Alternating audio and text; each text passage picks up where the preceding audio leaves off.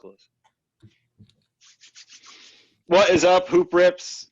Welcome to the show. Happy Friday, episode 20. Guys, we've done 20 episodes. Or I guess we haven't done it yet. We could blow this one. But this is 20 episodes, guys. Congrats. Good job, boys. Nice, Mike. Mike's got the bucket hat, as always. He's here with us. Hello, Mike. How are you? Coming to you live from Zursville. Bucket hat Mike, how are you, man? From Zursville. Yeah, I wore the bucket hat for the segment that we're today. Thought I'd act as a scout. I guess that's more basketball or baseball, though. Or football, even. Or anything but what we're talking about. The Zers are in the bucket. Zers are bottom of the barrel right now. Just kidding. Zers are in the shirt after last night. All right, keep it going. Hey, also with us, as always, Coach Bombay, Ryan Abriel. How are you, man? What is good? Good. Hey, Dozer. How are you, bud? Hey, thanks. Happy Friday. Hey, we've got a good show, but before we get there, make sure you follow us, subscribe on YouTube. We have a YouTube channel. If you don't know, you can see our lovely faces. We are doing cameras on, and we've been it's like 3 episodes in a row now. We've opened up some cards on the episode, and you want to see those cards. It's way better to watch on YouTube. So hit us up on YouTube, subscribe to Hoop Rips, follow us on social media. Probably some of the best content you'll ever see, brought to you by the bros. We got a good show today for episode 20. Feels like it's a milestone, but maybe it's not. 20 episodes. We are going to kick things off by talking about the 2009 NBA draft, and we're going to redraft it. Just the lottery, top 14 or so picks. You might remember that draft from some big names that we'll get into, like Steph Curry. So we'll talk 2009 NBA draft. We are going to talk some rookies. So we're going to look at the top 3 picks from the last 2 NBA drafts, talk about those guys a little bit. We love talking about rookies on this show because usually those are the cards that we're trying to pull. So we'll do some rookie comparisons. Who do we see now that we've seen, Zion, Ja, those guys for a year and a half, and we've seen LaMelo, Anthony Edwards, and those guys for, at least half a season now. Who do we think these guys are playing like? So we'll get into that. Then we'll talk Blazers. Blazers got handed a tough loss last night. Tough loss. I wouldn't say we got bodied. I would not say we got bodied by the Suns by any means, except for maybe the last 5 minutes of the game. But Chris Paul did say you have not seen the best Blazers team yet. So he knows that this is not the best they can be. So we'll get into that. Riley Rogan, don't get your hopes up. We'll probably see you in the playoffs, and it'll be a different story. Yeah, bro. Get your hopes up. We'll do a little trivia. Ryan loves to lead the games. Mike and Erik love to play the games. So we'll do a little sports card trivia. And then finally, Ryan, show us that pack. We're going to rip into Ryan scored at retail a pack of these NBA hoops. For reference, these go for about $5 if you get them at retail. But if you're forced to buy them on the OfferUp, Craigslist, eBays of the world, you'll pay $30 or something for these things. So yeah, Ryan scored at retail. We got 60 cards. We'll fly through them. Hopefully we find some of these rookies we're talking about. So that's the intro. The views and opinions on this show are our own, as always. They're not our companies or our employers. They are ours. They're Mike's, his only, Ryan's only, mine only. That's it. That's the legal part. Especially Ryan, yeah. As always. Shut the fuck up. So let's get into it. 2009 NBA redraft. This is pretty straightforward. We're going to run it down. We'll discuss it a little bit. This was a point guard dreamland, man. Just look, when I was looking back at this, there were point guards everywhere, from undrafted to second round point guards coming out. Some teams even picked 2. Some teams picked 2. Blazers picked a whole bunch of cheeks in this draft, that's for sure. Hey, Dante Cunningham. I got a story about him. Are they the worst drafting franchise ever? Are they the worst at drafting of any sports team? Maybe the unluckiest. Yeah, that kind of goes hand in hand. But this draft was big. Curry, Harden, DeRozan, Blake Griffin, all those. Blake Griffin went number 1, so we're going to redraft that because we all know he's cheeks and should not have been number 1. But let's get into it. Ryan, start us off, man. Well, I guess we'll go around the table. First pick, I think we all probably agree, Steph Curry, right? Does anybody disagree? 100p. Yeah, Steph Curry. Steph Curry, it's future Hall of Famer. No disrespect, to Griffin, but it's just he's accomplished more. You know what I mean? MVPs, championships. Change the game, man. Change the way the game is played forever. for better or for worse. So here's a question. I think our first two picks are probably the same. Steph Curry, James Harden, right? Would everybody agree? I do have that. I do as Ryan? well. Okay. Yep. How close is it for Harden to be that number one pick? Is it a big gap? I mean, Harden's a I Hall thought of about Famer. it. I actually thought about it. I thought about it too. Because he's Think one of the about it greatest for half a scorers of our second. generation. Probably the best scorer. Steph Curry's one of the. They're like 1 and 2 in scoring potentially. I mean, you could throw maybe KD in there, but like, how close was You it can for argue you, he's Ryan? changed the game forever as well. Yeah, I don't Harden. think it's close at all. It was pretty easy to put Harden at 2. I just mentioned it a second ago. I do think accolades make a big difference. If I'm a franchise, you draft players to elevate your franchise to championship levels, right? And Steph Curry has done that 3 times. with some help. And won multiple MVP. So, Harden hasn't really come close. You know what I mean? Like maybe this year might be different for him in the Nets, but he's kind of going down this CP3 route of never, ever getting the job done. Probably a too hot of a take, but I don't think Harden will ever win a championship, unfortunately. Has Harden had enough help? Has Harden had enough help? I mean, they made it to the Western Conference Finals that one year against the Warriors. He had CP3, or was that Westbrook? That was CP3. CP3. I thought they were going to win the West that year, man. That was close. And maybe that's the difference right there. That series kind of is what decides the 1 versus 2 pick. But I think it was close in my mind, 1 and 2. But Ryan, who'd you hit? I don't think they could afford anybody else outside of CP3 and Harden. I think he's always had a pretty thin roster around him. I think Clint Capella and Eric Gordon were the next traded him away too, right? And I think the Nets ended up having to sign a bunch of mid-level exceptions and veterans minimums just to be able to afford the team they have now. You know what I mean? So anyways, I just think he hasn't had enough weapons behind him versus Steph has. But Steph's done also a hell of a job by himself. So anyways, for me, it was easy to have Steph number 1. There was no debating that. I think this is the first year where you're seeing what Steph can do by himself, and he has the Warriors in playoff mode, without as much help as he's had in the past. I think when he had KD and Clay and healthy, a younger Draymond, like Iguodala, like, you could say he's got some of the best players around him. And one year they had like 5 All-Stars. Right now you're seeing Steph be front and center MVP conversation, but basically by himself, with a Draymond Green that doesn't shoot. And he's got the Warriors in the middle of the West. So anyway, that's kind of off topic. But Steph, James Harden, who do you have number 3, Mike? Who did I have? I had DeMar DeRozan at number 3. Whoa. DeMar DeRozan. Yeah, DeMar DeRozan. Ryan, what about you at number 3? Yeah, I had DeMar as number 3 as well. It hurt me to do that because he's a USC Trojan, but man, he's had a really good career. So he was my 3rd pick. Right on, dude. I put Blake Griffin 3rd. I did put Blake Griffin 3rd. I think just early in those Clippers Lob City years, like Blake Griffin was one of the most exciting players in the league. I don't think you've ever had DeMar DeRozan be one of the most exciting players in the league. Blake Griffin. I got recency bias right now. He's been the most consistent. I think that's why I like him. He's put up the same numbers, what it feels like, for God knows how long. Griffin has been injured a lot, so his kind of goes up and down. But I do agree with you, Doze. At one point, Griffin was an MVP candidate for at least a couple seasons with the Clippers. Yeah. One of the best power forwards in the league at that time. Yeah. Good, though. I mean, I think I did for some of these, and we'll get into them a little bit later. I did definitely think about kind of like longevity of their career. You look at some of these guys like in the 2009 draft, that was 12 years ago, who's still in the league, who's still, contributing. A lot of these guys are still contributing, but a lot of these guys aren't anymore. So I definitely had that as a little bit of a factor, but I had Blake Griffin 3. I had DeMar DeRozan 4. Who did you guys have at 4? I had Drew Holiday at number 4. Interesting. What about you, Ryan? I had Blake at 4. Okay. Yeah, so we're pretty close on ours, Dose, but yeah, I had him at 4. All right, sweet. And number 5, I had Drew Holiday here. This is where I put Drew. Same. I'm a big Drew Holiday fan. I like him. I think he's a good dude. Athletic family. He's married to Lauren Holiday, USA women's soccer player, and he's done a lot for her. And we just see what their kids do.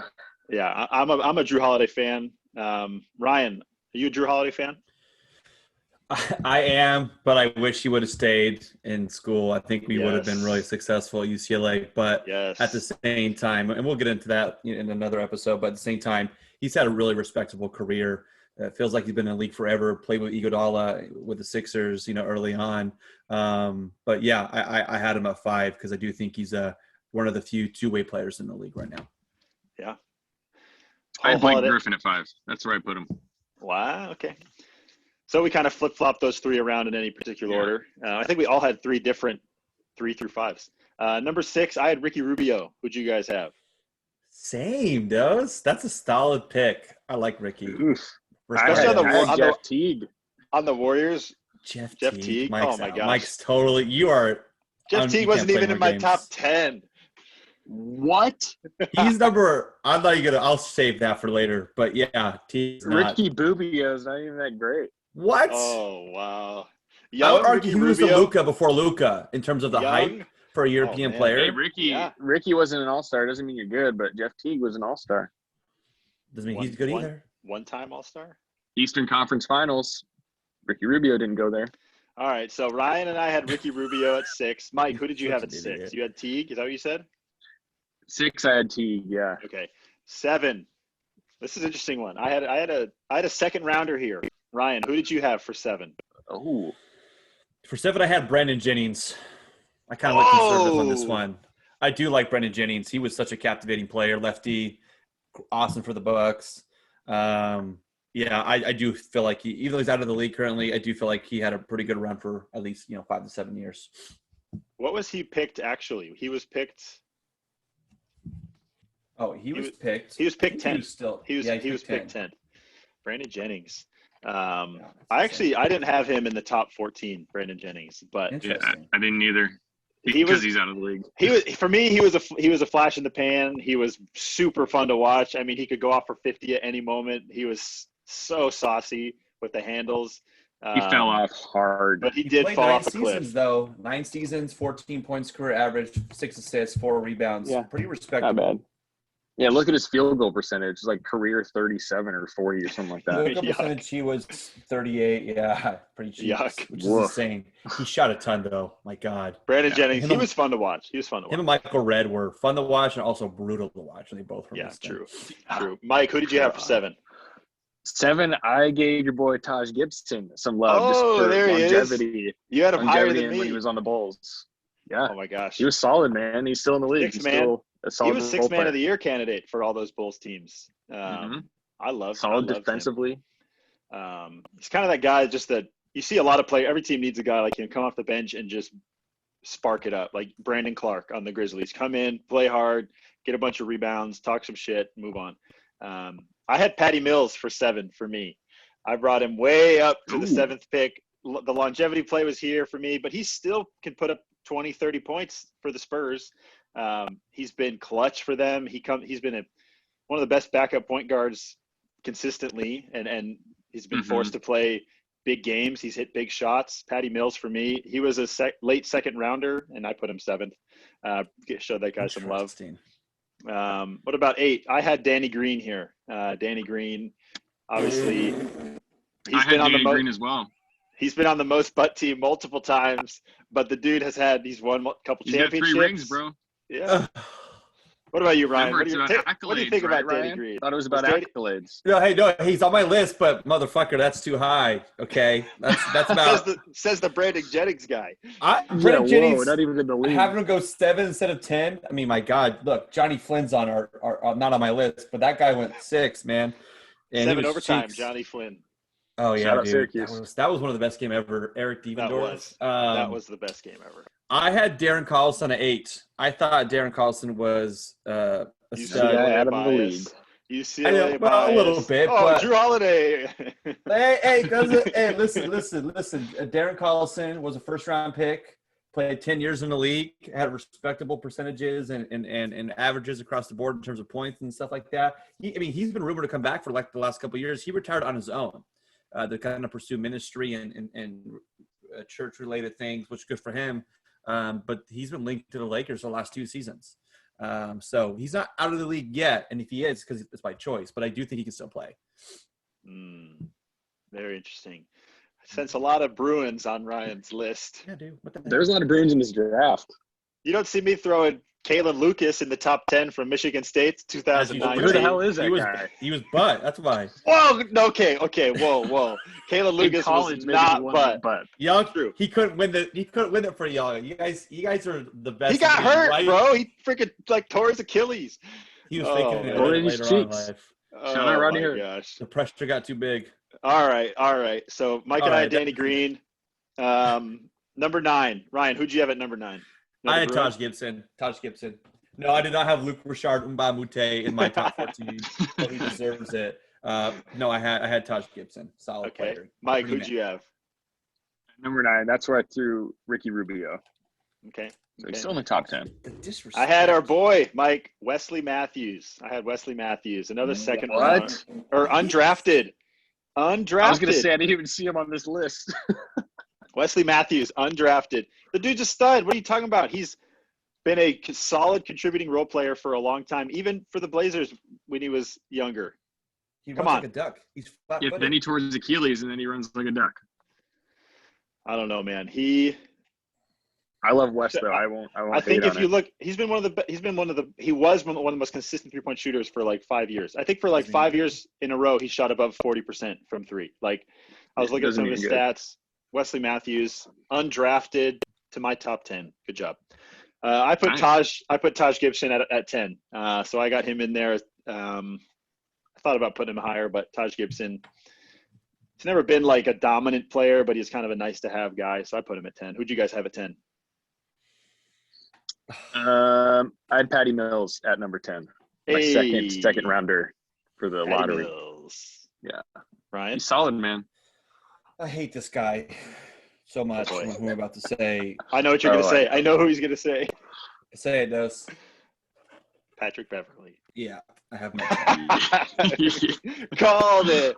I I fucking refuse to despise put him him. in the top 10. But my God, this guy, I mean, good for him. You know what I mean? He has an interesting story in terms of, getting drafted, but, being out of the league, having to play overseas and finding his way back. He's overcome a lot of adversity, both personally and professionally. So I'm happy for him in that regard. But on the court, my God, I would. You want him on your team. I want him on your team. Body him. Patrick Beverly, I mean, you got to appreciate a guy that just is basically in the NBA because he works his butt off and for no other reason. But he's also one of those guys where, like, I feel like if you got to know him and he sat down and, like, had a burger and a beer, it'd be a completely different Patrick Beverly. I don't know. Maybe I'm just assuming that. But That's probably true. he's kind of one of those guys that flips a switch when the game turns on, like a Westbrook. And off the court, he's probably like a great dad and loves just hanging out, throwing some cornhole or something, But Pat Beverly, good pick. What are we on, 11? Are we on 11? Yeah. I had Jeff Teague here. I threw him in here. He's an all-star, so he's got to make the list somewhere. Mike, who'd you have at 11? 11, I threw in DeMar Carroll. Whoa. Yeah. Hey, he was an all-star too on that Packz team. I struggled. I wanted to include him, but I didn't. He would have been like 15 for me. Yeah. I had him on my just missed the cut list. I put a little list of just missed the cut, and he was on that. All right. Who's next? 12? Are we on 12? It's 12. Yeah, 12. Who'd you guys have? I had Tyreek Evans. Okay. Yeah, he was on my just missed the cut. Okay. I don't know. He was good. I actually had him. I had him on my Okay. fantasy team for a couple of years because you could have him as a point guard, shooting guard, and a small forward. And I was like, this is sick. Yes. I love this. That's the And best. he filled up the stat sheet. He went 15, did. 5, and 5 pretty much for his whole career. He was a I don't box even remember score why. stuffer, dude. He put up. Yeah, he I'm could put not up. sure why he's on the league. He filled up everything. He blocked, steals, assists, rebounds, everything. He had them all. Yeah, turnovers, you name it. But again, where is he now? Like, I feel like this was one where I was like, where's Tyreek Evans now? He's probably playing somewhere else. Like Ty Lawson. Also, he was a top 10 pick or something. I don't know if you guys had him in here, but he's now playing in the Greek league or something like that. Like, for me, like, if you're a lottery pick, you got to play 15 years plus or something. I don't know. Maybe not. Oh, listen to this. Okay, so Evans was banned from the NBA for violating the terms of his anti-drug program that prohibits drug. Oh, I remember that. I totally forgot. He's eligible for to reapply for reinstatement as of 2021. So will he? Who knows? But yeah, Stay off the weed. Was it weed though? I don't know. That's just Stephen A. Smith. That was burger sugar. Yeah, he might have been hitting the slopes. All right, so Mike, who'd you have at 12? Ryan at Tariq Evans, kind of a 12. bad pick, This is where I put Pat Beverly. I didn't want to put him in here at all. I kept actually moving him down. I was like, who can I move down on this list? I was like, Pat Beverly for sure. But he's number 12. I had another Australian, Jingles, Joe Ingles. Undrafted. Gotta love it. Love the Aussies, man. I love Joe Ingles. I'm a huge fan. Obviously, being on the Jazz, he's a stud, in my opinion. Good shooter. Just one of the most calming presences on the court ever. And a good jokester. You got to have a jokester on the team. Dang, you really went for these undrafted guys. I didn't even think to look at that list. I looked at a couple. All right, 13. This is where I put our boy Darren Collison. Put him 13. Same. Thank you. Same. To both of you. Lottery pick. Shout out UCLA. I have a lot of pictures. I went through a phase in middle school where I wore a UCLA hat every day for like 2 years. You deserve that hat. I mean, I was born in LA. What are you talking about? Mine's already got the gloves on, bro. OJ over here. All right, last one, 14th pick. I had Patrick Beverly. Got to show the man some love. Who'd you guys have? I had James Johnson. Oh, God. Just based off tenure, man. 12 years in the league. Doesn't mean you're good. He's been a role player forever. Patty Mills. I had Patty Mills at yes, 13. Patty Mills made all our lists. Shout out. Oh, yeah. He's fucking good. I love Patty. Some other notables. Omri Caspi was in this draft. He's still playing, still balling out. Garrett Temple. Nicolaitis, dude, yeah. How about some of the big names that we didn't even mention that fell off? DeJuan Blair. Hashim Thabit. They were good in college. The number 2. Oh, yeah. Oh, my God. The number 2 overall pick. Tyler Hansbrough was going to be a stud. Psycho T, yeah. Psycho T was one that you probably figured wasn't going to have a good NBA career. I don't know what about it. He seemed like one of those guys that thrived in a college system and wasn't very college an NBA player. Yeah, very college guy. Who else was in this draft? Tony Flynn. Douglas was solid in the league. Yeah, he was solid. We talked about Johnny Flynn, that 7 overtime game. I still remember where I was for that 7 overtime game. I made the varsity baseball team, and they had like a team sleepover, and everybody was downstairs playing ping pong and video games, and I was glued to the TV upstairs watching 7 overtimes. Didn't make any friends. God. I didn't get to play any games. Oh my! Remember John Brockman from UW? Yeah, UW. Big white dude. Him and Spencer Hawes were a fucking duo in the front court. Man, yeah, they were. This was fun to look at. That was fun. Jody Meeks is in there. We should do that for a different Chase Budinger. You remember Chase Budinger? The volleyball player. Oh, yeah. Yeah, dude. Yeah. That dude was kind of bouncy. Oh, man. That was fun. All right, let's move it on. We're going to talk about Rippin rookies. We're going to talk some rookies. We'll start with the 2009 draft. So what we're going to do here is take the top 3 names, Zod, Jayan, and RJ, and we're going to give you guys our player comparison, either someone current, past, former, whatever, who we think their game's like now that we've seen them play for a season or 2.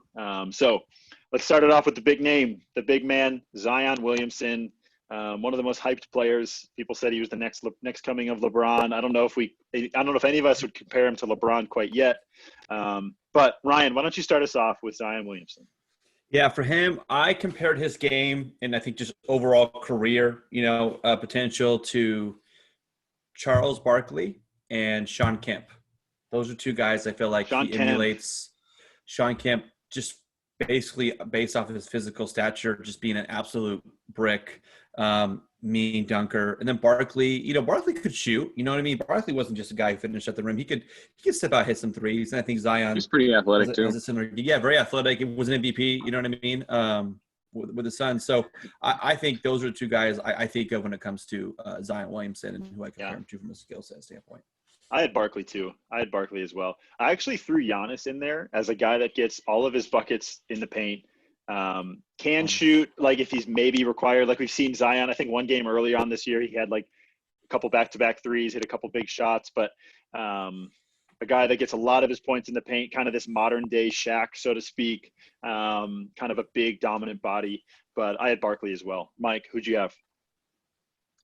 Funny you mentioned him. I will say I don't think there's any comparison for Zion. I think we can all agree with that. But I would say Shaq, strictly based off his ability to like physically dominate someone on any given night. Whether that's in the paint or like being that elite slasher cutter where, you know, he's catching lobs or taking one dribble and dunking over or through somebody, just like Shaq was doing back in his day, just like bullying dudes down low. I think he's going to be doing it for a long time, mostly because of the position that he plays. Fours are not that big anymore. They're kind of these like long, athletic, tall dudes that shoot threes, kind of stretch fours. Zion is all that plus like the Shaq Diesel muscle. So I'd say he's like the modern day version of Shaq. Like modern day meaning he fits that like positionless style basketball that the NBA is now, like you mentioned, those. He can move probably a little with better the ability, than Shaq. yeah, with the ability to like knock down outside shots and guard multiple positions and like be a superior freak athlete. Yeah, it's good. It's a good pick. All good picks. Look at Pippen, dude. Pippen's just locked in on a squirrel outside right now. There we go. Absolutely locked in. Locked in. Lock it in. All right, let's move on. Let's go. I'm going to save Ja. Let's go to RJ. RJ is maybe the less sexy one. Had a bit of a slower start. He's a guy that, you know, was good at Duke. He's kind of this unathletic, not as athletic as maybe, I'm sure he is athletic, but not as athletic as the Zaz and the Giant, or Zion and the Gion. Giant and Zaz. Yes. But he's a good player. This is probably our toughest comparison. I'll start. I put two names, and I mentioned these to you guys earlier. I put Danny Granger and Chris Middleton as kind of my comparisons that I see for RJ Barrett. And we've seen him pick it up as of late. Him and Julius Randle have been really solid off the pick and roll for the Knicks, who have themselves right in the middle of the Eastern Conference. But Danny Granger, Chris Middleton, maybe on the lesser side of athleticism. They're not going to posterize dunk on you, but they're going to be solid ball handlers. They're going to work their way to the rim. They're going to have good footwork and find multiple ways to score. That was kind of my thinking there on why I compared them to those two guys. But curious to hear what you guys think. Gabriel, why don't you go first? Yeah, this was a hard one for me. You know, I had put Andrew Wiggins originally, mainly because I do feel like RJ is a bit one-dimensional. I think Wiggins is kind of the same way in the sense of he's a wing who can score, plays occasional D, but I do think overall they're pretty one-dimensional players, very similar physical statures and builds and things like that. But Wiggins has far greater athleticism. Two other guys they had was Jalen Rose, aka Jalen Doe, and this last one's a little bit tough. I put James Harden only because they're lefty. They have a crafty jump shot. They can get open. Difference is Harden makes his. RJ Barrett does not. But if RJ Barrett does make his shots, he has great. I love his like great non-dribbling like triple threat like jab steps. I think RJ Barrett has some nice moves, you know, without the dribble. So I do think one of the biggest fans. Ryan is one of the biggest fans of the triple threat. I do, man. It's such a powerful tool. Players get the ball, they want to just start dribbling, but they dribble without purpose.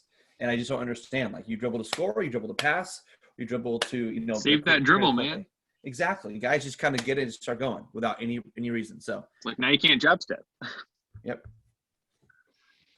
All right. Mike, what'd you have for RJ? I mentioned James Harden. He was like my secondary because I kind of mixed two guys to compare him. James Harden strictly based off like his driving ability. And he can get hot. I think RJ can get hot and score at will, just like James Harden can. He's not a 3-point shooter like James Harden, but I think it's like Ryan said, it's like he's a lefty, reminds me of Harden in terms of him driving and getting to the hoop. But I think he's more of like a DeMar DeRozan because DeMar doesn't shoot the three well either. He's that mid-range drive to the hoop, gets hot. And they kind of have that same body type. I think DeMar DeRozan is a way better athlete than RJ Barrett. Maybe not at this stage, but at RJ Barrett's age, DeMar was definitely a better athlete. But I see some similarities between those two. Nice. It's a good pick. I think I'm excited to watch a little more of RJ before I maybe make the final decision on that. Mm-hmm. Hopefully they make it to the playoffs. Not to spoil one of the trivia for the sports cards, but he's one of the players I picked, and you'll be surprised at how much his cards are going for right now. Nice. Love to hear that. Yeah, love to hear it. All right. Let's take it home with maybe all of our favorite player from this draft. Due to both cards, and just style of play, and the jersey Tyler selection Hero. for the Memphis Grizzlies. Tyler Hero, no. Although my sister's favorite player is Tyler Hero. I think she just thinks he's cute, but she always asks us to talk about Tyler Hero more. And the only time we talked about him, we put him on the butt team. Sorry. You're Sorry, welcome, Riles. Both Riles. Sorry. Both Rileys. All right, Ja Morant. Mike, I'll start with you on your player comparison for Ja Morant. I think it was easy for me, although you mentioned a name offline, Doze, that you'll get into that I agree with as well. But I think it's Russ, just solely based off his athleticism. They're both not really a good three-point shooter at this point. I think Ja has potential to be way better. And he's definitely not – he doesn't shoot it at volume like Russ does. And I think he's just got, like, that ability to take over a game just purely based off athleticism like Russ used to do and has shown flashes that he still can do now. Mm-hmm. But I think Russ is probably like a safe comparison for Ja. Yeah, definitely athleticism-wise, creativity-wise, getting to the basket. Maybe Derrick Rose. I don't know. Ryan, who you got? I had Russ as well for one of mine. You both kind of said it. I do like kind of the edge that Ja plays with. He kind of plays angry, and as we all watch Russ, he plays like someone took his candy, right? I mean, he's only from his basketball, right? So like Just the Ja has orange. that same kind of intensity about him that I like. He's athletic, he's fast, can get up the court 2-3 dribbles, 4 seconds. It's just fun to watch. I also put another player on there that is a former Grizzly, actually, Vancouver Grizzly. I put Steve Francis.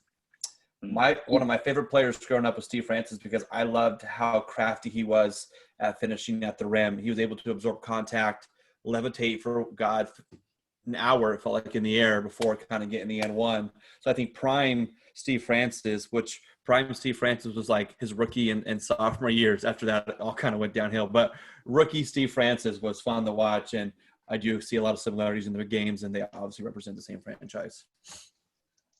You've brought up Steve Francis a couple times on this show. So you do have a closet love, a little boy crush on Steve Francis. And Steve Blake. I think he's got a shrine in his closet, actually. Steve Blake. So. I'm not joking. Just Blake. Both Maryland Terrapins had to throw him out there. Shout out Steve Blake. Shout out Dennis. Steve Blake, man. Steve Blake wants to smoke. Maryland just got bodied today by Michigan. And Juwan Howard. And Juwan Howard. Juwan Howard was going at Mark Turgeon. He got ejected. Yeah. I'm not sure what happened. Still unclear. The last name I'll throw into the Ja Morant conversation is De'Aaron Fox. I think a guy that just freaking flies down the court, finishes at the rim, has bunnies, can finish over you. We saw De'Aaron Fox, I think, have a game-winning, like, posterizing dunk this year. Neither one of them can really shoot the three. I was surprised to see Ja Morant only shooting like 29% for his career from three. Mm-hmm. He's got to improve that. I think right now he's probably, for me, a De'Aaron Fox. I think his ceiling is hopefully you see him evolve beyond what De'Aaron Fox is becoming. But from a speed standpoint and just kind of a lean athletic body type, that was who I thought of first. And I was a big fan of De'Aaron Fox coming out of Kentucky. All right, before we move on to the 2020 draft with LaMelo and them, quick trivia from your boy Doze. I love giving you guys a little trivia. From this draft class, 2019, who are the top three in terms of win shares? So quick background on the win shares. It's a very mathematically based stat. The math problem to how you calculate this is crazy long. But from what I learned today and doing some reading, basically it takes your offensive individual player stat, your team stat, the league average stats, offensively, defensively, and multiplies and divides all these numbers to come up with how many wins each player on a team contributes. So if the Grizzlies win 40 games, they'll break down that 40 games to how many wins each player individually contributed. It's kind of an ambiguous number when you think about it, but when you get down to the science of it, it's really interesting.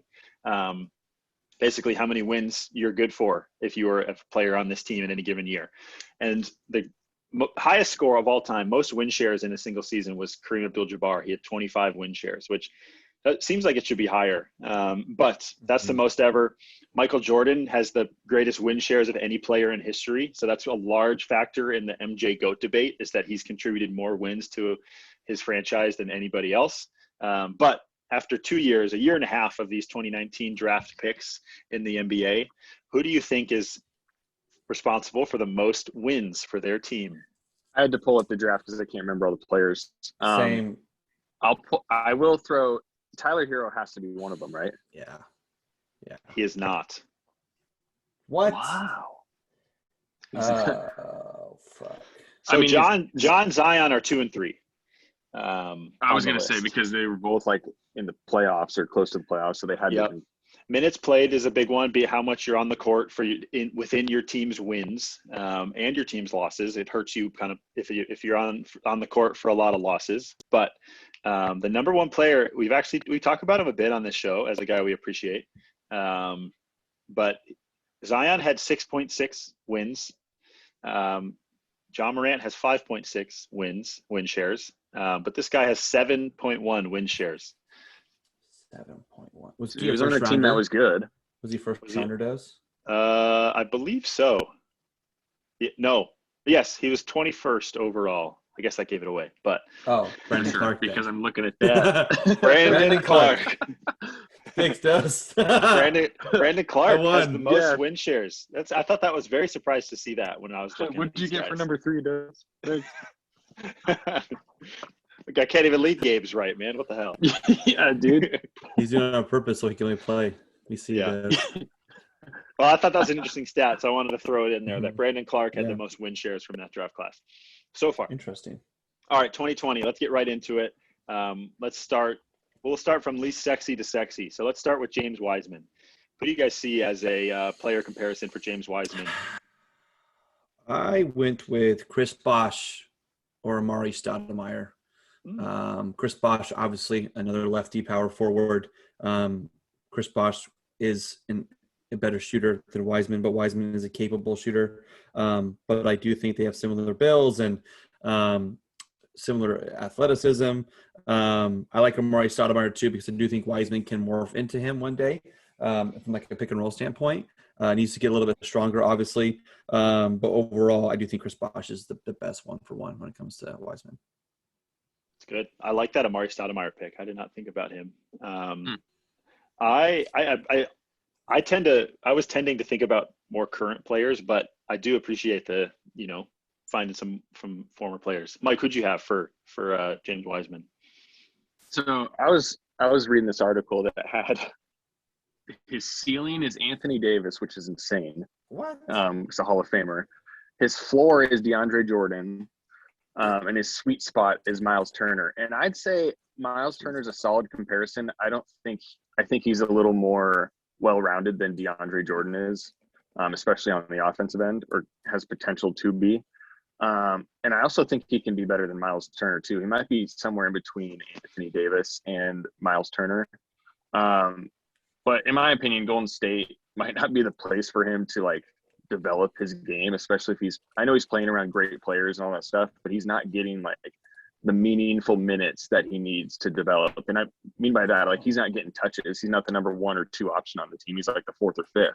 So if he continues to stay with Golden State, I can see him taking that similar path of Miles Turner, where he's in like his 5th or 6th year, and you're still like, what more do you have? I know you're better than this. Like that's how I feel about Miles Turner.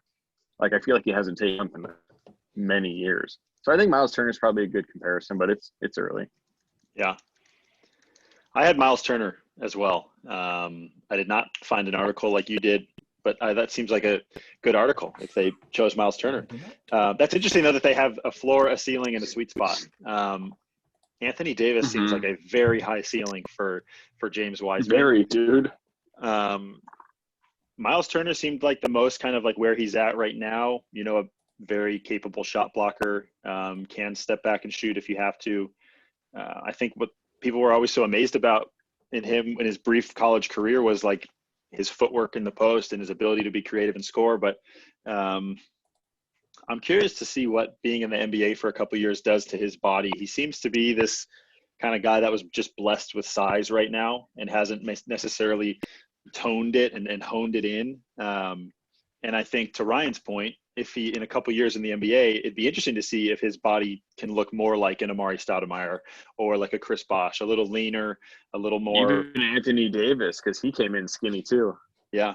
James Wiseman seems like he needs to go the other way. He seems like he's almost still trying to grow into his body, and he doesn't like move. Doesn't seem like he runs super well, but I could be wrong. But just it doesn't seem. I agree though. Golden State is an interesting place right now to try and develop as a big man. They'll certainly grow into a different type of big man than you would if you were, with Karl Anthony Towns on the T-Wolves or something like that. But yeah, James Wiseman. All right, let's go to the number 1 overall pick, Anthony Edwards. Ryan, we'll start with you. Who'd you have as a player comparison for Anthony Edwards? I kind of have I have two. I have Jimmy Butler and a Grant Hill. I do think Edwards is a better shooter than Jimmy Butler, but he's built the same. I think he is a two-way player, similar to what Jimmy Butler is. Has the kind of same confidence and charisma that Jimmy Butler plays with. Both those guys look like they're just having fun out there, and you love to see it. I put Grant Hill because I do think Grant Hill was a really good shooter back in the day. Was a great finisher. Coming out of college at Duke and early NBA before he got hurt, he was a above the rim kind of guy. So this was a hard one for me, but those are the two players that I thought of first when I was comparing Anthony Edwards to kind of past and present NBA veterans. Grant Hill, interesting. It's good. Would have loved to see a healthy Grant Hill for his whole career. Would have loved to have. Yeah. Mike, who'd you have for Anthony Edwards? I had Jimmy Butler was one of mine too, but just because of like maybe size comparison and demeanor and all that stuff, seems like he's got that dog in him like Jimmy does. And then I said Donovan Mitchell too, just because of like pure athleticism. Obviously Anthony Edwards is bigger than him.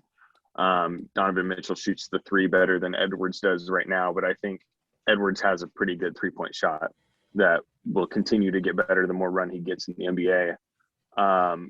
But I think he's similar to Zion, where like he can just bruise his matchup every night. He's just like that physically gifted. So I think a mix of Jimmy's like physicality and then Donovan Mitchell's athleticism is similar to Edwards. I like that Donovan pick. They both they're guys that like dribble the ball hard. They move like they have a really kind of jerky, aggressive movements on their way to the hoop. Obviously, we saw that dunk that Edwards had. Donovan's known to kind of dunk the same way. I thought about Oladipo as a comparison. Another kind of high-flying guard coming out of college that can get to the hoop, score in multiple ways. I think Anthony Edwards hopefully will be better than Victor Oladipo. Another one, I think best case scenario is you get a Dwayne Wade out of Anthony Edwards. But who knows? That's a pretty high ceiling. All right. Famer. Last but not least, LaMelo Ball.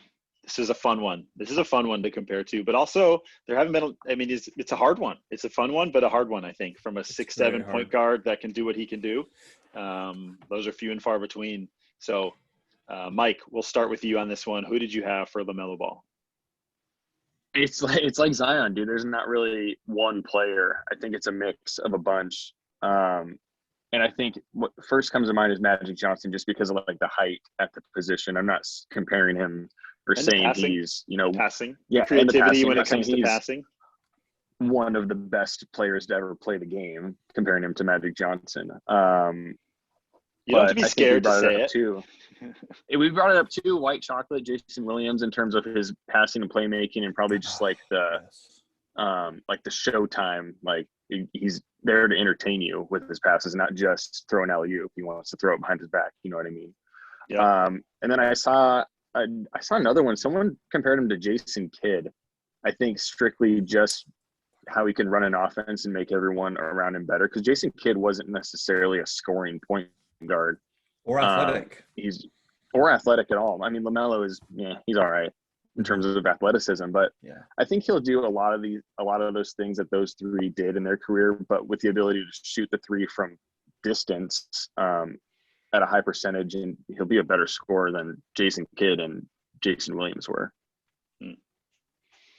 Those are good. I like the Jason Kidd one. Ryan, who did you have? And you can't say Lonzo. No, they're totally different players. But that soapbox, I've already been on that one. I would say Jason Kidd for sure. I think LaMelo Ball has very, very average athleticism, and that's being super generous. I mean, he only started dunking a couple of years ago, and he was like 6'7", 6'8", right? And when you see him get up to the rim, he struggles. It's like watching Dirk Nowitzki dunk the ball. Looks like it hurts. It's brutal. Steve Nash, just because his court vision, obviously his playmaking ability as well. And I would say, this is so crazy. I have to explain this better, but I put Steph Curry as well. I put Steph Curry because they're such exciting players to watch. And specifically, like, they both have pretty limitless range from three. And I think both those guys have the ability and had the ability to turn around a franchise. And so I do think LaMelo Ball, when I watch him play, I get excited to kind of see what he's going to do next. He gets the same media coverage that Steph gets. It's like, oh my God, LaMelo's going off. It happened yesterday. He was like, LaMelo's going off in front of Jordan. I look at the fucking box score. He has 2 points, 1 for 6 shooting. And I'm like, what? He's not going off. Like, he's actually going, he's not even on. So it makes me laugh. Dude. Yeah, but it's just funny to see. But those guys I think they're just transcendent players. So I would put Steph Curry just based off the superstar definition that we talked about last episode. Love that. Would love. Well, cool. Hey, well, how about this? I did LaMelo. I put Magic and Jason Kidd as some good ones, but Halliburton, I'd had fun just because I love Halliburton. I threw in Brandon Roy as a comparison for Halliburton, as a guy that is little, good size wing, kind of has that very mature presence about him. Can score. I think he can turn into a B-Roy kind of player. Anyway, but let's get into the win shares. Who's the top 3 win shares for this one? Real quick, before we move into some Blazers talk, who do you guys think are the top 3 win shares in this draft class? Oh, I guess it's this far halfway through a season. I need to look at the draft again. I mean, LaMelo has to be on there because the Hornets LaMelo's one. He's number 1. Okay. Yeah. Wiseman hasn't played, so I can't imagine that he's on that list. Yeah, nope. Okay. What about Devin Vassell? Nope.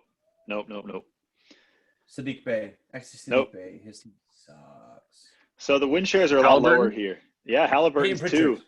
Halliburton is number 2. Peyton Pritchard's not on there. Funny, Anthony Edwards' win shares are actually negative. Poor guy. Oh God. What about Cole Anthony? 5. Cole Anthony is negative. God, a lot of these guys' teams are butt though. So Obi Toppin's been hurt. These numbers are low because, like, for example, LaMelo Ball's win shares are 2.5 because it's only been half a season. He's played. Not even 500. He's played in only 36 games, and this team's won 20 of them. So he's contributed 2.5 wins of those 20 wins or whatever the Hornets have. What about Halliburton? Quickly? There you go. He's 3rd. Quickly. Okay. He's at 2 win shares. So it's fun. Good little stat. I did a lot of reading on win shares today, so I had to bring it into the podcast. All right, let's move on. Hoop Rip City, Blazer time. Blazers lost. Straight cheeks. Lost last night. Jerseys looked really good. I have to say, before we jump into it, I really was a fan of those earned edition Nike jerseys, those grayish white and black jerseys. I thought those looked really nice. Portland Spurs. Still no CJ, still no Nurk. We kind of had hoped that you'd see those guys soon. Still no CJ.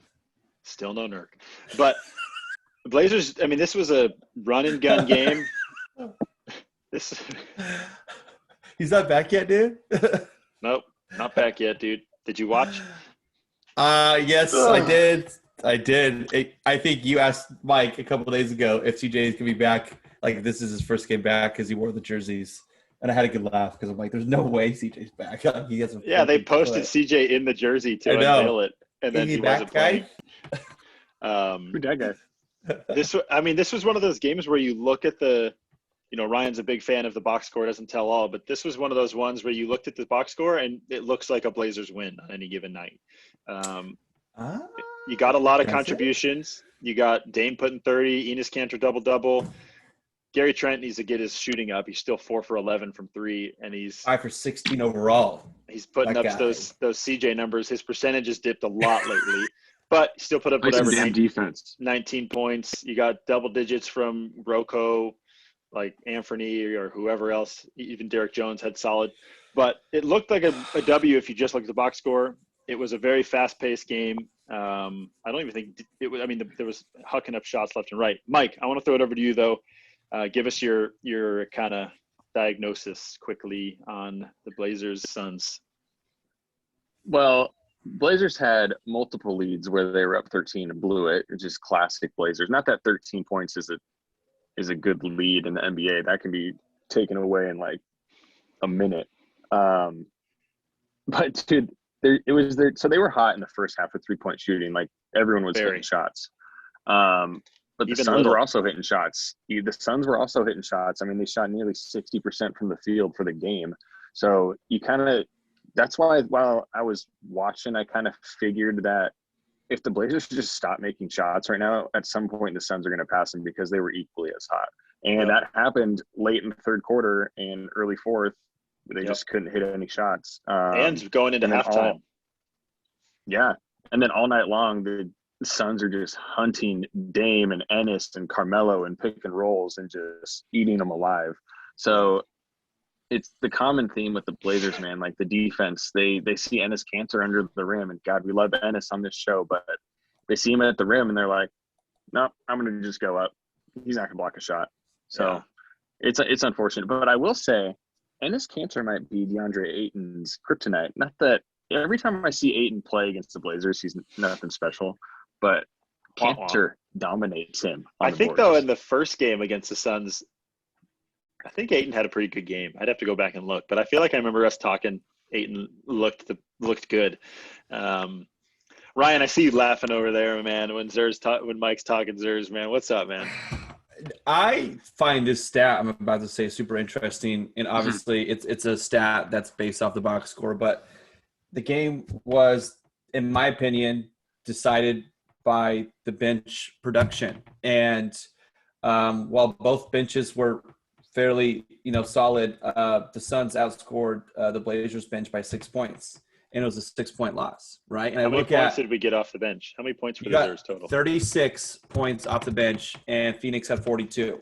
So, and the point differential in the game was 6 overall. So I'm not saying the bench was the only reason that they lost, but I do think I told Mike this. I always joke about Rodney Hood. He literally almost put up the stats I quoted you verbatim. He was 2 for 5, played 21 minutes, had 6 points. Carmelo was 4 for 12, had 13 points. I think Simons and Little did their job. Like, I don't think I expect more from them. I expect more from Anthony and more from Hood, especially when you're only playing four guys off the bench. Why did Hood play so long? 21 minutes. They should have gave like 6 of those minutes to Nasir. Yeah, it was a little odd. Again, Hood does not want to be a bench guy, and it shows. Like, he is a better scorer than 6 points. And so I just overall think Hood is kind of an anchor on that bench right now, and not a good way. He's weighing them down, man. I get you're hurt, but that your team is hurt, but still, I worry about him. I guess my second point I want to make too is Devin Booker. Should we be talking about Devin Booker as an MVP candidate? Hot take: is he a candidate? I think so. They're second in the West. He's averaging 25, 5, and 4. Not bad. People would be mad about it. What do you guys think? Dose? Yeah, Cod? What's going on? I think you can certainly talk about him as an MVP candidate. The fact that he's in this position, I think you should probably talk about him as an MVP candidate. If you're talking about Jokic as an MVP candidate, you should talk about Devin Booker. I don't know if he's at that Embiid level yet, but I think right now. Mike, what's going on? There's like an ad playing on your phone. On my phone? Or is that my phone? I think it's yours. Okay. I don't even hear it. That was Mike, weird. turn off your ads, bro. Some ad started playing on my asshole. phone. That was weird. Anyway, I do think it's Embiid's award, but I think Booker can certainly be in the conversation. By the ad. The bench topic you bring up, Ryan, is interesting. Appreciate that. The Hood thing is also interesting. Wow. The fact that Little had 18 points in like 16 minutes and Hood had 9 points in 20 minutes, like Little should have gotten 8 of those minutes if he was playing as well as he was. I do think that the bench for the Blazers started hot. I think in the first half. What's the face for, Mike? How many points did Little have? 18. He had 7. Hey, Joe, are you doing one of those things where you look at the wrong? I'm looking at the wrong box score again. Did I do that with the Sixers game? Yeah, he had 7. He had 7. Yep, Hood had 6. Anthony. I sure wish he had 18. I did that again. Would love to have. We would have I won. do think the Blazers. They would have won the game. I do think the Blazers need to give Little more run at this point in the season. I do too. I used to be selling his sports cards. Like I didn't want Little. I thought Little was cheeks. But I'm now starting to look back and say that was a poor decision on my part, getting rid of those things. You pulled one the other day, so hang on to that one. I did pull the green NBA Hoops premium, but it's like he wasn't getting any run, so it's like I want to invest in a guy like that. But now it's like fuck. Now I have to. I think in the fourth quarter, the Suns started to just put the clamps on Dame off that pick and roll. It was one thing I noted down was that it was definitely like early on, especially when the Blazers were playing fast, Dame was getting some looks. But in the fourth quarter, they just threw the whole kitchen sink at him coming off that pick and roll. They were like, we're going to send you as wide as we can and just get away from the hoop. And we're going to make you pass it to someone else. And the Suns hit their shots really. I mean, Booker had he was creating a lot. He hit a couple threes. Crowder hit a couple big threes towards the end of the game that Booker dished out. So the Suns, when it came down to it, and here was kind of my overall takeaway, was that I think this was a game that the Blazers will probably find themselves in a lot, a game like this, where the first 3 quarters, it's run and gun, jack them up, who's going to hit the most threes, couple leads are going to grow and shrink for both teams. And then in the fourth quarter, it's going to come down to who can lock up in the half-court defense. And last night, the Suns' fourth quarter half-court defense was much better than the Blazers was. And I think that'll be a game that you'll see probably the Zers be in a lot, a game like that, that feels like that. This puts the Zers in 6th place right now. So if the season ended today, it'd be Lakers and Zers in the first round. Mike, how do you feel about that matchup? Is that the matchup you want or don't want? No, I don't want that. Who would want that? No one wants. I would want playoff. I want to play the Lakers. Lakers are soft, dude. No, not in the playoffs. I mean, every game in the West, after every game, every night in the Western Conference is going to be shaken up unless everybody wins or loses. You know what I mean? Like people are going to go up and down 3 positions every night. Right. Yeah, I think they're tied for 6th. It's just interesting to see the matchups, how it was a 4 or 5 matchup just a couple weeks ago, Phoenix, Portland, and now Phoenix is in 2nd. And I do think, based off Mike's answers, it sounds like Mike wants to play nobody in the first round. So I guess the best. Can we have a bye? Miss the playoffs. I want to play. I'll play Phoenix in the first round, 100%. RP. You would play Phoenix in the first round, but you guys would lose in 6, right? No. We'll win. No. You lose in 6. No. We got receipts on this one. Different episode when we got blown out. To be honest, win in 6. I would take any team in the West first round except the Lakers. The Lakers are probably the last team I'd want to see. I'd even take the Jazz. I don't know. Maybe we're just not giving the Jazz enough credit. Don't scare me either. Yeah, they fucking do. Yes, they do. Don't you pretend they don't. They bodied you guys the opening night. Ever since then, Mike has shooketh. Blazers, man. Blazers, it's a wild ride. Hold on till the freaking – I mean, Chris Paul said it. Ryan, you mentioned it earlier. The Blazers are going to get better. Nurk and CJ are going to come back. Hopefully we see that else get hurt. There's someone else get hurt. It's just like – don't you dare. Little double like tag team action. Like, you're in. I'm out. The Mavs are in 8th place, by the way. They were straight cheeks. Mavs don't scare me. Mavs don't scare me. Oh, my. You guys are just – you don't want to smoke. Mavs don't scare me. Terry Stotts had a few good play calls last night. I was actually surprised about that. He had I thought there were multiple set plays called that were – rather than just being like, Dame, go do your thing. I thought there were multiple set plays that Terry Stotts called that were solid.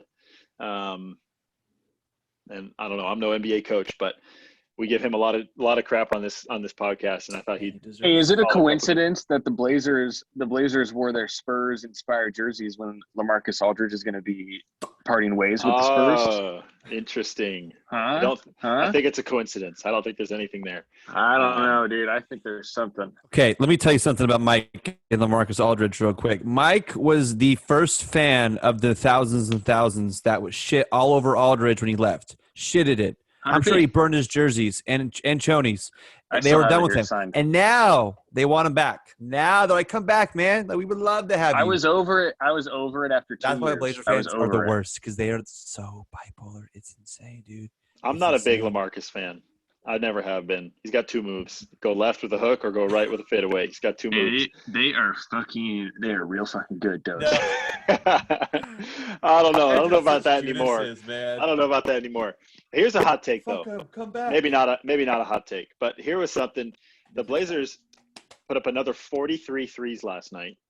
They're shooting a crazy amount of 3-pointers, and I think you're going to see them just go all in on 3-ball, fast run and gun. I think that they're going to lead the league in 3 points attempted this season, which isn't that crazy of a take. They're only like 20 behind the Jazz. The Jazz are in first. The Blazers are in second.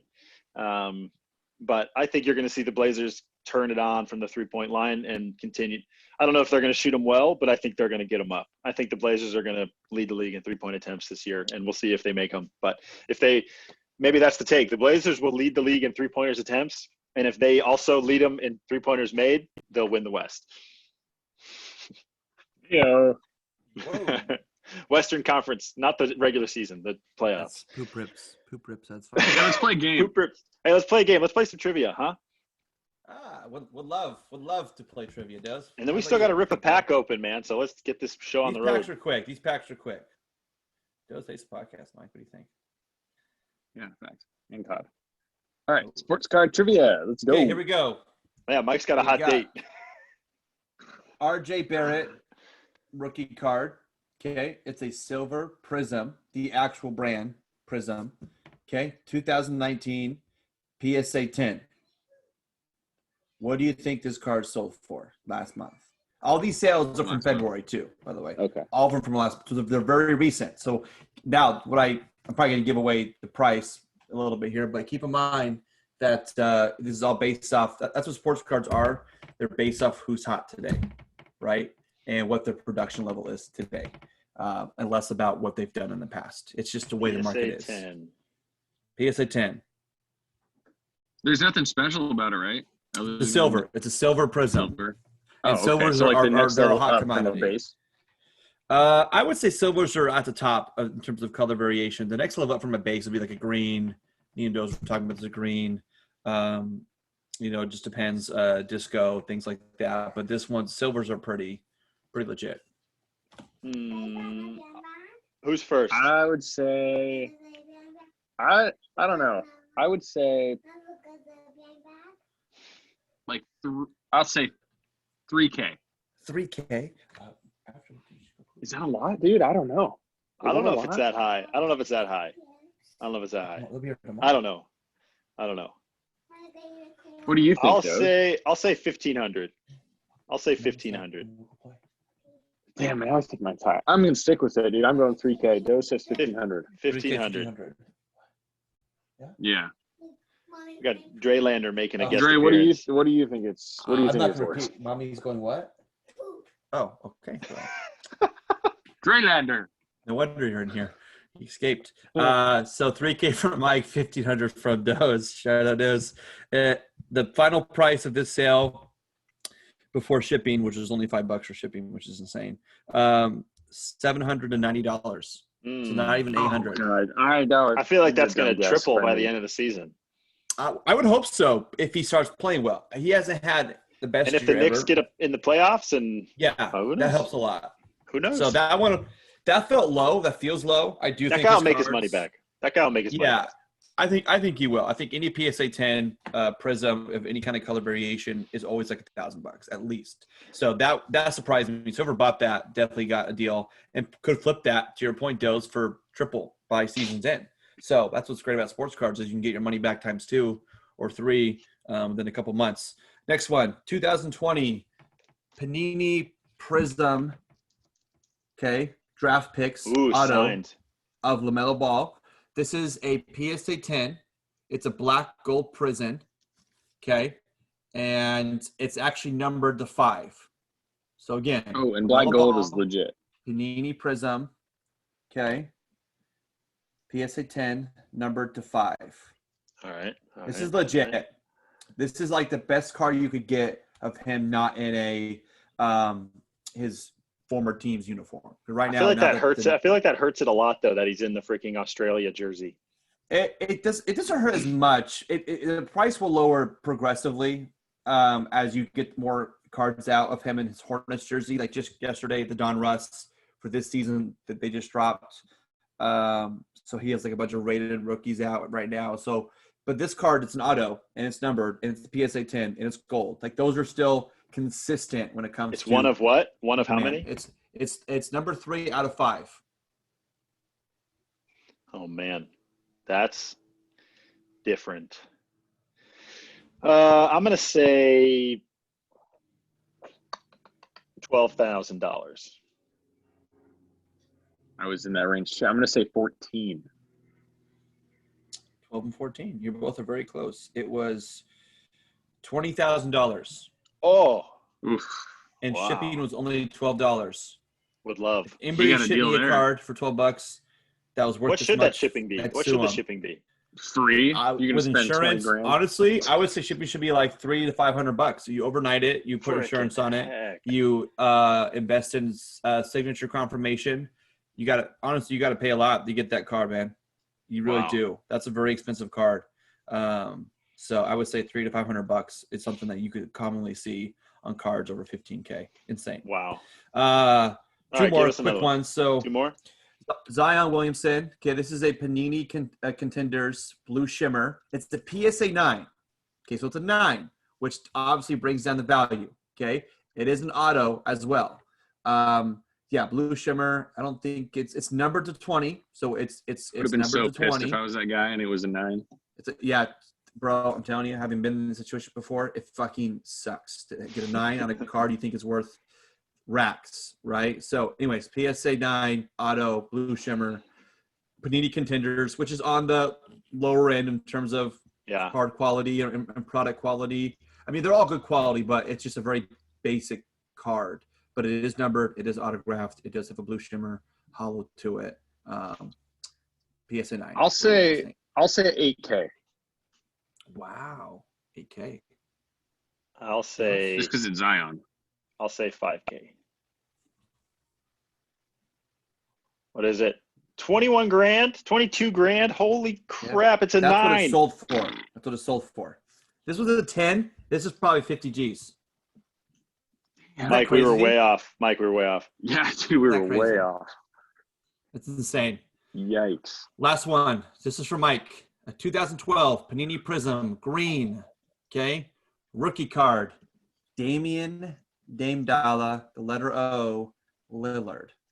PSA 10. It's not autographed. So is it numbered? Not autographed. It's not numbered. It's just a standard. You know, it's the next level up in terms of color variation. So it goes base and then probably greens next. So it is a little bit on the special edition side with the rookie card. PSA 10 Prism. You know, arguably the best product there is for sports cards right now. I can't imagine outside of hobby. I mean, Dame's freaking hot, man. The guy's. Yep. And it sold last month. Yeah, and he was hot last month. Yeah, last month, February 21st. 10K. That's probably high. I think that's high. I think that's 10K. high. I'm going to go 3K. 10K is high, but whatever. Shipping $65 on this one, a little bit more respectable. This one was $97.50. Nah, those nice. Did you buy that? Yeah, I bought that. I was looking at the Dame rookie cards a couple of weeks ago, just like, I should probably start having those in hand. But my God, they're all not cheap. So gosh. All right, let's rip some packs, boys. It's time to rip a pack. Hoop rips, you know what you're here for. You're here to see some cards. Friday rips, boys. You're here to see Ryan's sexy hands and some black rubber gloves. You know, at that time, some black rubbers. What? What? Oh gosh. We need like some squeaky music to play, like the beginning of that. What song was that? Whenever that's like yeah. It sounds like he's dead. Oh, we never need gonna that. get that one. That's what we need because Ryan puts those gloves on. That's the intro to Rippin' Packz. Is you hear some Ryan just go. I put them on early today, boys. The gloves, just in case. Whoa! Massive echo. We got a little bit of an echo. Oh, I know why. There we go. There we go. And now. All right, let's rip this sucker. Let's do it. Here we go. Okay, so 2 fatty packs. Okay, 2 beefcakes. All right, first, all the noisy plastic. I know. There we go. Jesus Christ. Hey, that's all part of it. Then I feel like we're ripping too. Ripping. Now, All right. I'm not a huge fan of these cards, I'll be honest, and just in general. I think they just look cheap. These aren't the premium stock, right? They haven't come out with They're premium not. stock for this year, have they? Not for these, not yet. So, very All right. soon. If you've stuck around the podcast this long, we've been grinding for an hour. Stick around for a few more minutes to see some heat. And Nick Merckx on Ryan's If you're TV right listening, you go to YouTube and watch this. there. Yeah, go to YouTube. Okay, so these are some Fast polls forward. actually I had a couple days ago. Subscribe. Oh, Halliburton. Love that guy. Halliburton. This is from a different pack, but this is from the Frickin' 2020, B-Roy. 2021 season. Xavier Tillman, rookie. Go green. Again, Nico Mannion. He actually had 10 points last night in a blowout loss. Ass. Grant Riller for the Hornets. I don't like guys that come out of Arizona ever. Purple Parallel, Berdingus, Kawhi Leonard, vanity plates, insert That's card. a weird card. And then License this plate. is a nice one. Cole Anthony, hollow, Mm. insert, class of 2020. He's a top 5 rookie of the year candidate right now. So, anyways, those are kind of cards you'll see from these. Cheeks. Very similar to the hangers. You're going to get very similar to hangers. Where's he at? Okay. I don't want to yell too loud. Very similar to hangers. First half of these are going to be cheeks. Back half's going to be where the good stuff is. So Come on. I should tell her that Dre walked in and was like, Mom's taking a big poop. She'll die inside, 100%. Alfred All right, we Payton. got Cheeks. Alfred Payton. God, he could have been with him. Alex Caruso. Someone in LA will overpay for that. Karis LeVert making his debut tonight Is he really? Oh, I should have so. picked him up in for fantasy. the Pacers. If he was available in your league, then your league's cheeks. Ben Simmons. Marcus Gasol. God, see, these cards are so Speaking of cheeks, stoked. Speaking Westbrook. of left cheek, other right MVP. cheek. MVP, something that Dame has never and never will get. Wow, Let's see. that's probably true. D'Angelo Russell. Oh, It's just so because he bad. plays Eastern time. It's like 1 a.m. when these games get done. Julius Randle, Ooh, there you go. despite him being an all-star and all this stuff, his base cards aren't worth a ton. So, okay, now we're starting to get into like the second-year players who were obviously rookies last year. So like the Zion. So these are Zion. worth something. I wouldn't say they're worth a ton. They're worth something. It's weird to see a Zion that's not a rookie card when I've been collecting his rookie cards for what feels like 18 months. I might get those graded. Maybe not. It just depends on what the resale. Oh, cheeks. Brooke Lopez, Mike's favorite player from last year's team. That's on Whiteside. We pulled another Hassan earlier this week. I think it was a green. Giannis Valanciunas, Jonas. Dwayne Bacon. Who's that? Oh, Dwayne Bacon, Florida State. Dennis Schroeder. Come Josh on. Jackson wants no smoke from Zach LaVine. Myers Leonard 2.0. Zach Collins. Oh. As Myers Leonard's cards probably are worth negative right now. Dude, yeah. Rui. His like card's Rui's, probably but- tanking, dude. That guy's Okay. cheeks this year, Give bro. him okay. He's had a rough year. Mine has probably a closet full of Rui cards. He I- just needs him to be good. I have 150 cards of his with PSA right now. Oh, That's not my an gosh. exaggeration. 152 to be exact. Of He'll be Rui. fine. Yeah, he'll be fine. He'll be fine. I tell myself that every night before bed. He'll be fine. He'll be good. Ryan gets on his knees next to his bed. Guy, are you there? It's me. If you're there, He please claps. make Rui better at basketball. All right, Chris Middleton, a.k.a. who'd you compare him to? RJ Barrett. Yeah. It's a purple parallel because it has like green Purple people eater. fonts. That is one of the hardest words for me to say ever. Purple parallel. Parallel. Kevin Durant, second year Nets card. Insert lights, camera, action. Again, a lot of just ass, dude. Ute. Come on. I'm looking up at Ryan's face, waiting for him to just freak out like he did with the Jason Tatum one. Oh, I'm not gonna freak out. That's a problem because there's like you can get autos in these, but Anthony Davis. I'm gonna try to pick up the Don Russ ones next. They'll have a little bit better cards in there. Oh, this is a good one coming up. LaMelo. Gosh, what an awkward photo. That's a gradable card. That's from Media Day. Udoka Azubuike, Kansas alum, plays for the Jazz. Allegedly. Malachi Flynn. Some cheeks. Come on now, come on. Arturo. Man, the last one was a good one for those. Cassius Winston. Hey, go green. Couple of Sparties in there. For those of you listening on the podcast, you really should go watch us and subscribe on YouTube because you see all these cards and you don't just have to listen to us. You're going to see the ass that we're seeing. I'm telling you, bro. Are we ripping another one? Are we ripping another one, or is that what we got? I'll go quicker on these. Van Fleet. Daniel House. Cheeks. Anthony Towns. Daniel House, Cheeks. All bet team. I'll bet. Kemba Walker. Lou. Sweet Lou. Wesley Matthews. Hey, there we go. Daniel Gafford. Javon Looney. Go Bruins. AD. Bruins suck. Jordan. Yeah, dude, we got body yesterday by Oregon State. DeAndre Jordan. That's just not something that happens. Kevin Herter.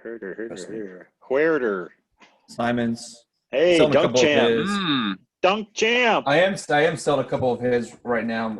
I'm one of those guys that when the hype train's there, you got to cash in. So I have a couple. I'm selling a silver, green, and Doze's favorite, the purple discos. I love those purple discos. I'm going to eBay probably within the next 2 to 6 days. Ungraded? Miles Bridges. Ungraded, yeah. Just because the hype's there. It won't be there forever, unfortunately. Dylan Brooks. Sorry, Mike. Bogdanovich. Come on, where's the good ones? Bro, in any of these packs, you're going to get straight Anus. Will Barn. So the odds of pulling something good out of one of these packs is like real low. Yeah. So there's cards. Oh, wow. This actually is pretty good, actually. This one's not, but the one after this one's good. So this is a explosion, a teal explosion, which are nice cards, but it's a Dwight Howard. Oh gosh! I pulled a Halburn of one of these. I think I showed you guys a couple of weeks ago. These are this next one's a slam insert. So sick! It's like a negative. It's the negative variation because the black and white, which is actually those cards are always pretty hot. That's badass. I'll have to check on this one afterwards to see what this one's going for. But the slam. I really like all the slam cards right now. I love the slam cards. John Morant. Our boy Vinny pulled one the other day. It was pretty nice. No, he bought it. He bought it on eBay, just a single. Oh, did he buy it? Yeah. Jordan Nora. Who was it? He pulled the AI one. Oh, yes. Patrick Williams. Go Bulls. Hey, he's going to be good. Gosh, those slam cards are sick. Devin Vassell. I sent my Vince Carter in one. Nico Mannion. Grant Riller. Xavier Tillman. Go green. And a guy, Tyrese Halliburton. Hey, those are the packs. You win some, you lose some. That Dame Slam card is sweet. I'm a huge fan of those Slam ones. I would just put those up on my wall or like put them up on a shelf. I think those things are sick looking. There you go. Pull that glove off. Let the sweat drip out. Mike, you ready for your exam? Yes, please, sir. Hey, episode 20, boys. Here we are coming to the end. If you've made it this far, we love you. If you made it this far and you don't follow us, man, what are you doing? Look down at the bottom. We don't love you. Like the video, man. Come on. Like the video, man. Like the video, man. Hey, man, like the video. What are you doing? And subscribe. Hit the little bell. I don't know where the things are. They're somewhere over here. Hit the thing. Subscribe to us on YouTube. Follow on social media at Hoop Rips with a Z. Episode 20 was fun. Best one yet, in my opinion. Hoop Rips out. No time. Where's my car?